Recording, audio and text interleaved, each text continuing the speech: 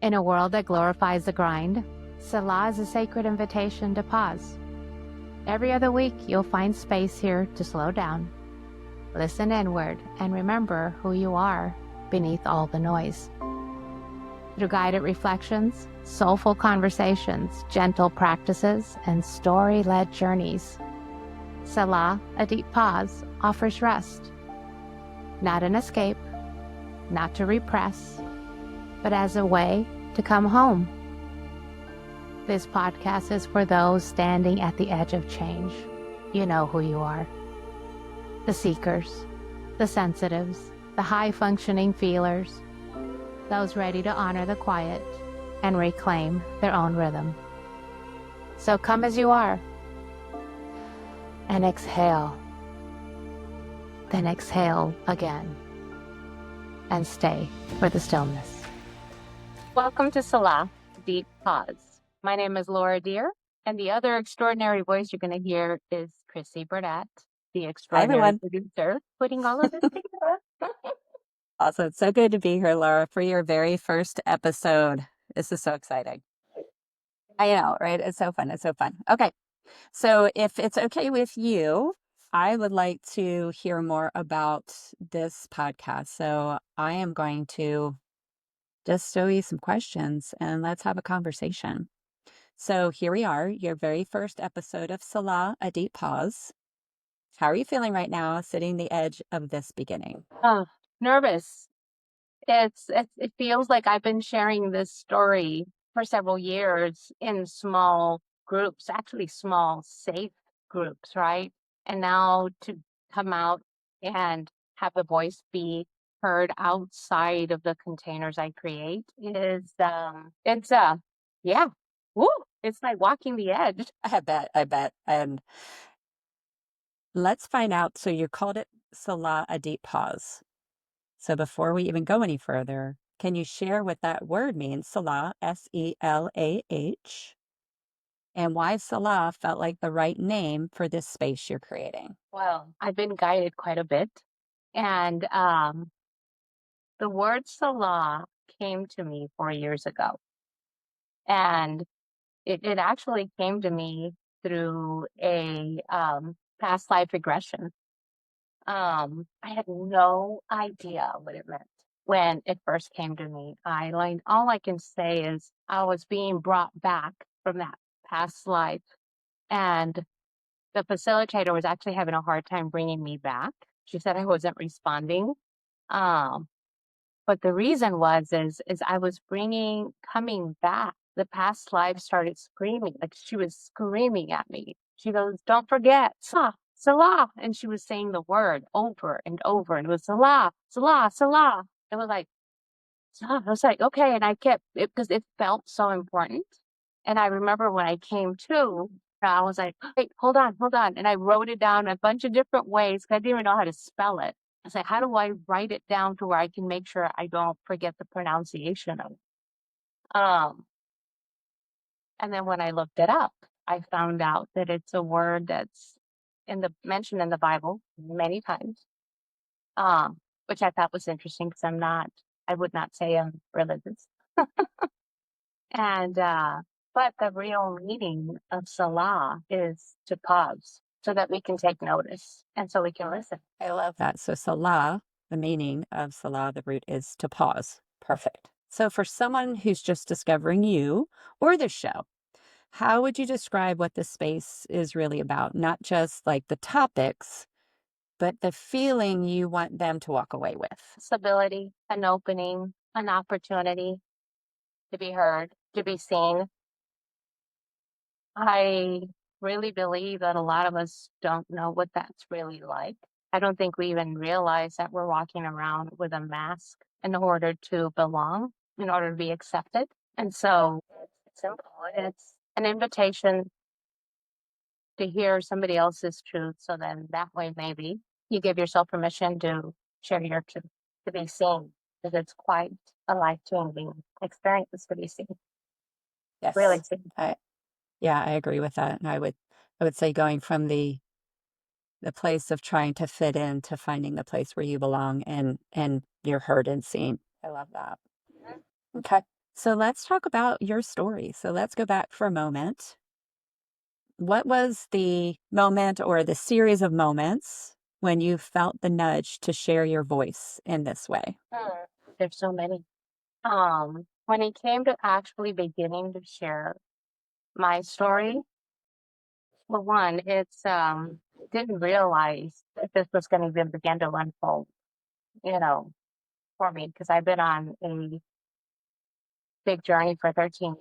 Thinking about it, it's been even longer than that, but it's when it was an effective, like, movement of, no, this isn't working. I'm checking all the boxes. I'm achieving all the things. You know, I would be called what most people call an achiever, you know, checking the boxes, providing this, giving my family the big house, everything, and I had a moment that I was lost. And just I couldn't keep doing that. I couldn't keep checking the boxes. And so then I started diving into myself, deep into myself. 13 years ago is when I really started diving deep into myself.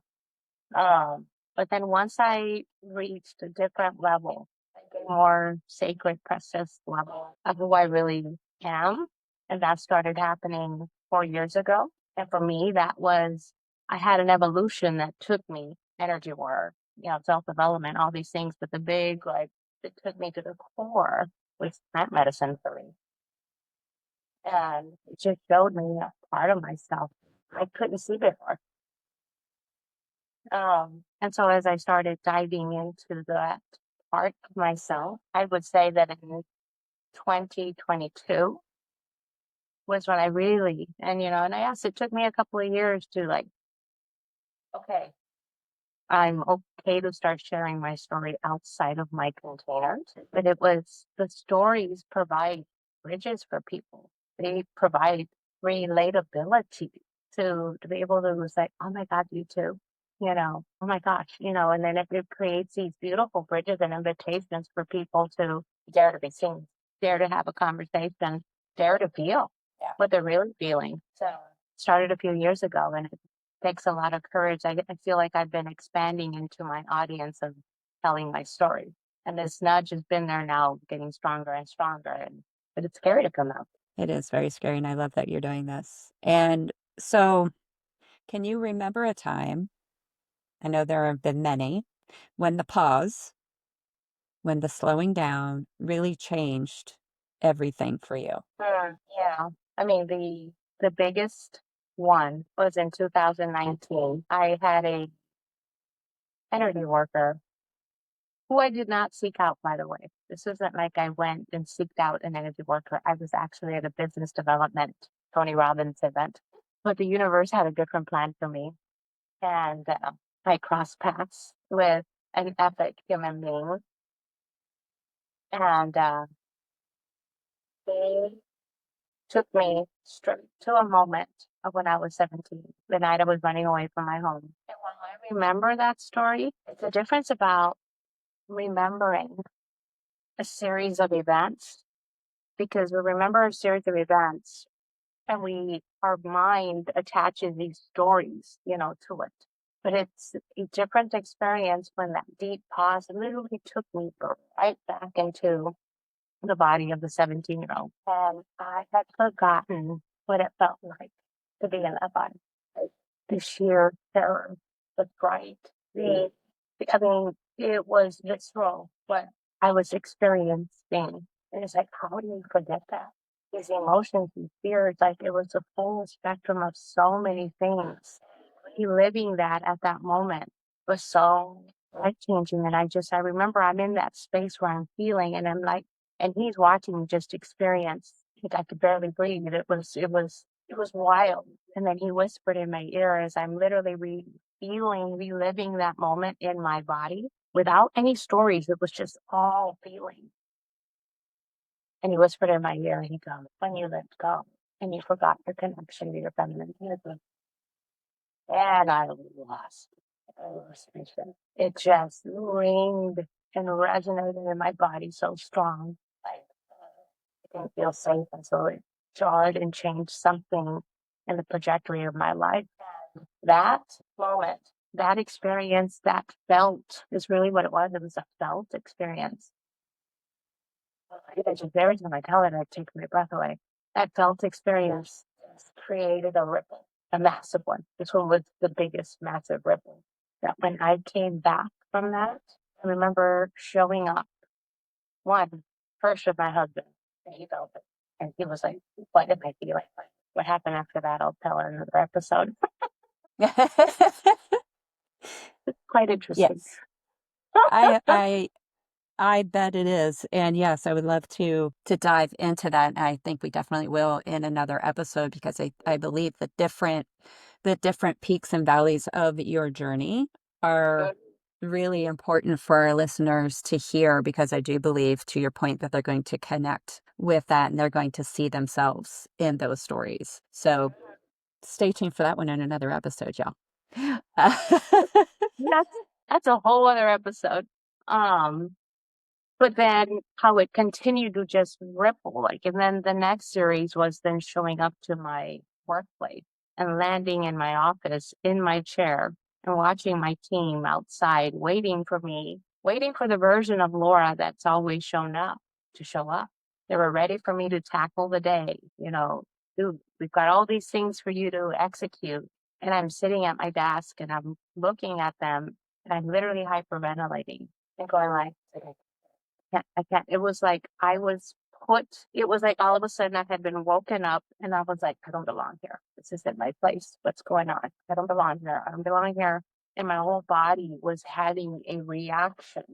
I was doing things that weren't in my full alignment, and yet I didn't understand why I was feeling that way. And I just remember calling my husband in and I just told him, I'm like, I gotta get out of here.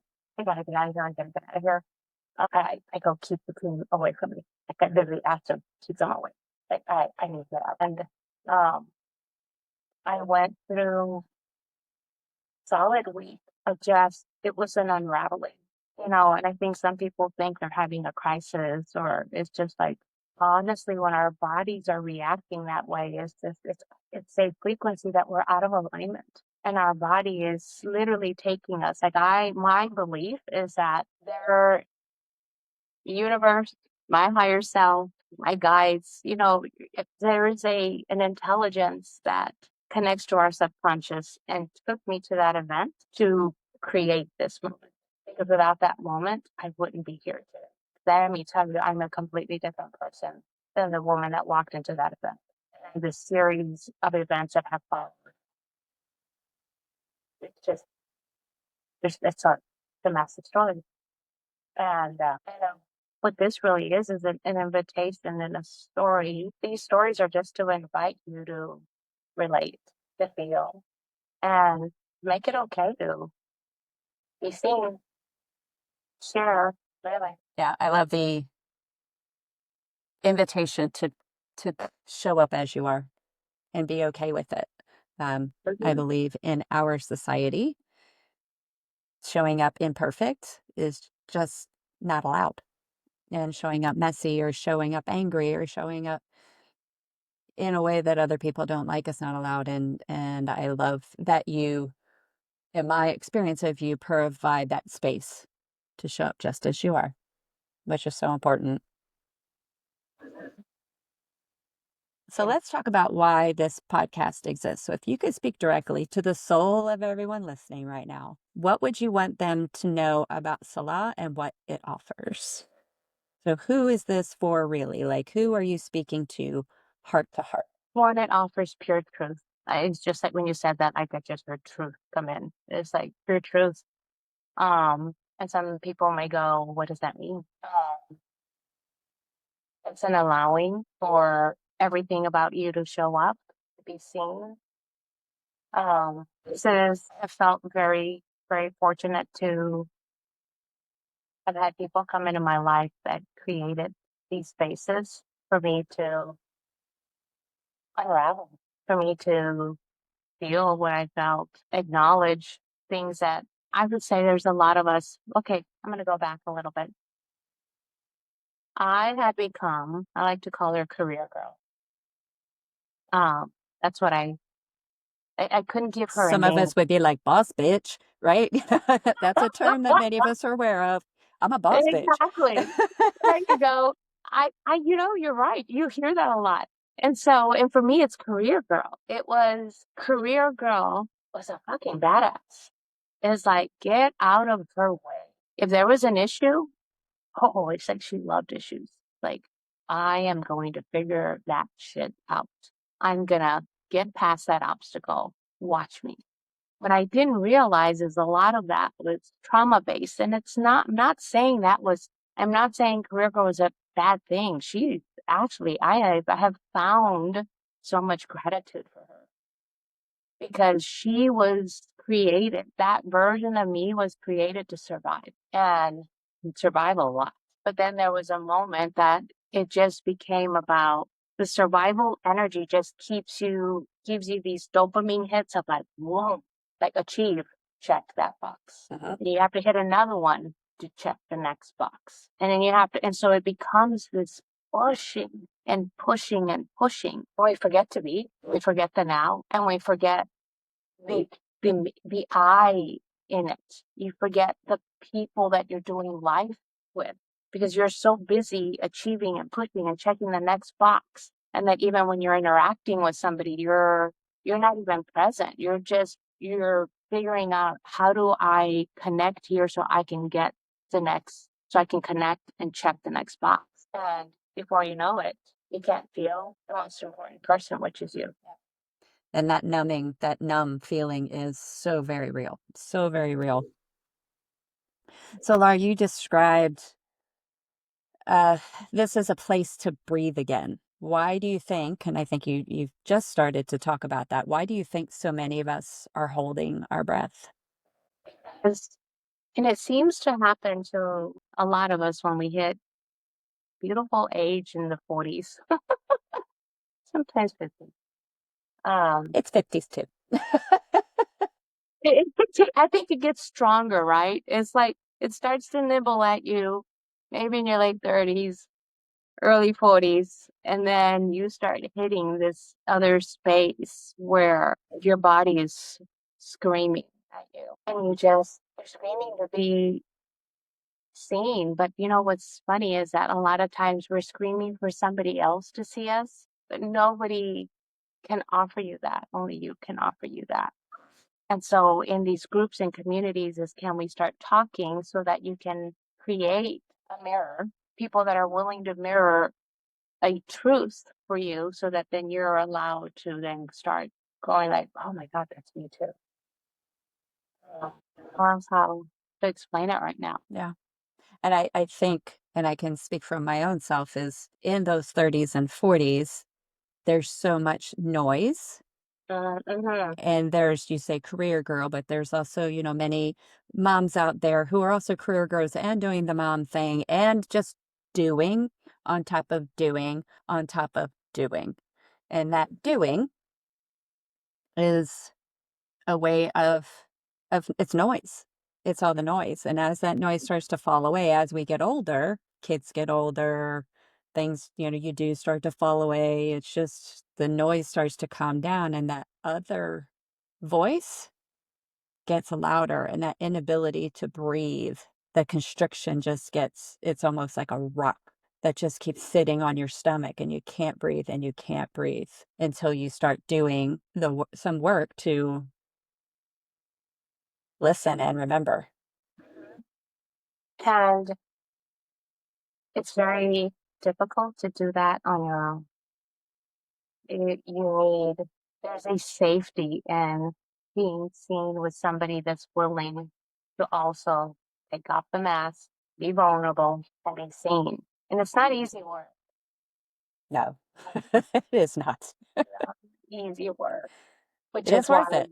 Not but easy. yeah, but this is why, like you and I have witnessed so much of each other in our evolution. We have so many other beautiful women as well that are part of our community that we have seen the breaking down of the foundation and then the beautiful just sprouts of new life that come out. And in every instance, there has been an unraveling and an emergence where it was terrifying to go through that unraveling. Yet it happened with support and an emergence on the other side.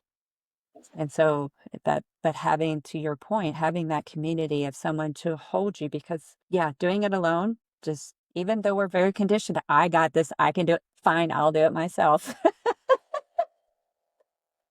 Fine, I'll do it myself, because no one else can do it the way I can do it. And there's also that having someone to hold you while you do your work. Yeah. And it gives us a muscle to trust. Holy cow. It's like for women to trust oneself, to trust one another, to hold grace that we're not perfect either. God, we're not perfect. We can't get it right No. all the time. Thank God. And it's like, okay, she's having a day. I'll check back in later. I'll be You back. know, I'll be right here. I'll be right here. It's okay. Yep. Do you. It's Mhm. amazing. And I think looking down, I can already look down the road to, there's just so many different topics that we'll be able to discuss for our listeners that I think is just going to make this amazing. Yeah. So as we close this first conversation in episode 1 of Selah, is there a blessing or an intention or a reflection maybe that you'd like to offer everyone, something that we can carry with us today? Think about this. Maybe close your eyes and take a deep breath and say, today I begin the process. I am being born into myself. I love that. So before we wrap up, can you give us your thoughts on future episodes? What do you think what can we expect? Stories. The invitation for vulnerability has to start with me, with us, and other people that are willing to share their story, because the transformation is not, it's not minute, it's not small. The transformations are pretty freaking, pretty big. It blows my mind to see what's birth.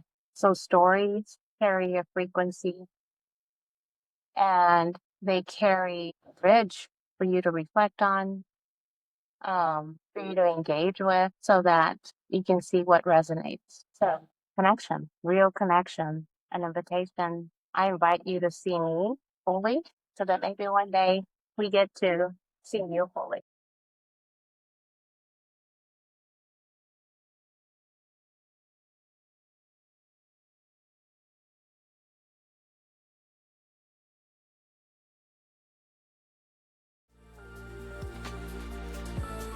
Thank you for pausing with me. May what you heard settle gently in your body and stir something true within you. If this episode spoke to your soul, please subscribe and share with someone else who might need this pause as well. Until next time, come as you are, take a deep breath, and stay for the stillness.